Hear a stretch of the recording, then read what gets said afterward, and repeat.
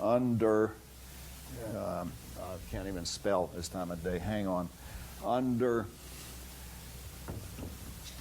so, underdetermination, okay, got it all. There is a familiar point in the philosophy of science that says any hypothesis can be made consistent with any amount of evidence, provided you are prepared to make adjustments in alternative hypotheses, in the collateral hypothesis. So any amount of evidence that you have can be described using one hypothesis and then using a different hypothesis.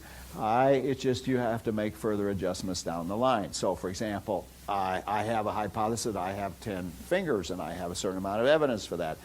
But, of course, I could also say, yeah, but I may be hallucinating, or maybe I miscounted, or maybe there's a finger there that's so small I couldn't see it.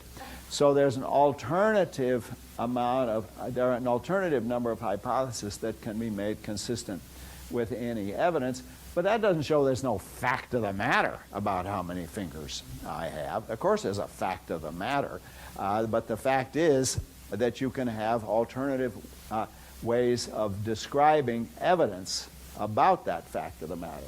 So this is a familiar point in the philosophy of science.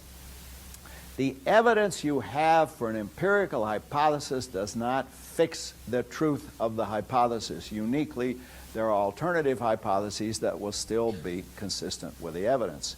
Now, there's a famous example that we're all brought up on that's often misdescribed, but let me repeat it for you. The Ptolemaic theory that says that the Earth is the center of the planetary system and the sun revolves around the Earth was inconsistent with the heliocentric theory that says that the sun is the center of the solar system and all of the planets revolve around the sun. And there was, as you know, a great debate.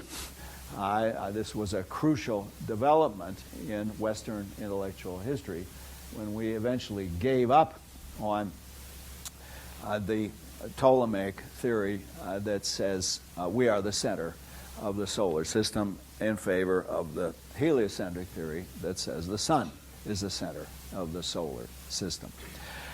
Now, here's how the story goes. In fact, of course, you can still make all the predictions come out on the Ptolemaic theory. It's just it gets incredibly complicated to do that because you have to postulate all kinds of epicycles and so on.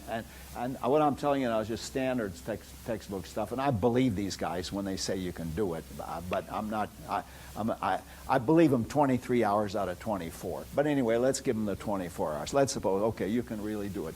But all the same, from the fact that both Galileo and Ptolemy can be made consistent with all the observed data, it doesn't follow that there's no fact of the matter. There is a fact of the matter. It's just that alternative and inconsistent hypotheses can all account for all of the observed data, but there is a fact of the matter about which one is right and which one is wrong.